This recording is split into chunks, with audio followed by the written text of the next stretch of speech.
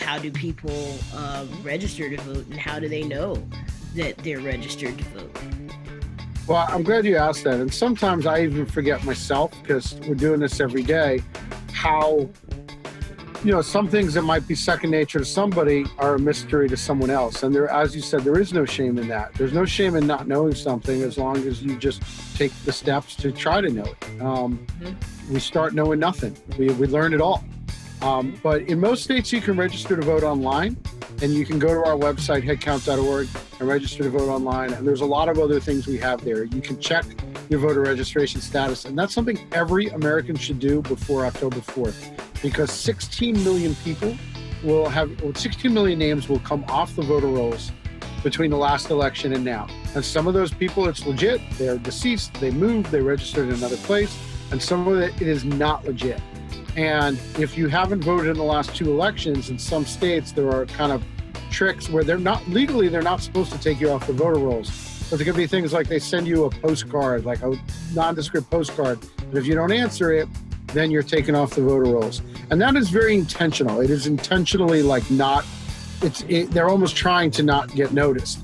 And so everybody should check their voter registration status. You can do that at headcount.org as well.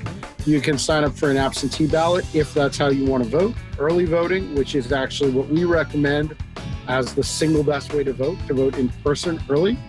And there's lots of other things. You can find out where your polling place is closer to election day, find out what's on your ballot. We're going to add something to the website about how to talk to friends who might not vote. And that's something I think we can all identify with, because we all know people who don't vote. About half of young people don't vote. So if you have friends, you know people who don't vote. And how do you have that conversation? We recommend doing it in a way that isn't judgmental.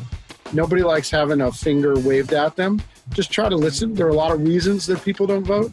And we encourage people to have that conversation, because, your friends and family, you have a lot of influence over them. Studies actually show that the number one factor on getting someone to vote who isn't a frequent voter is their friends and family, more so than TV advertising, more so than mail, more so than even like musicians.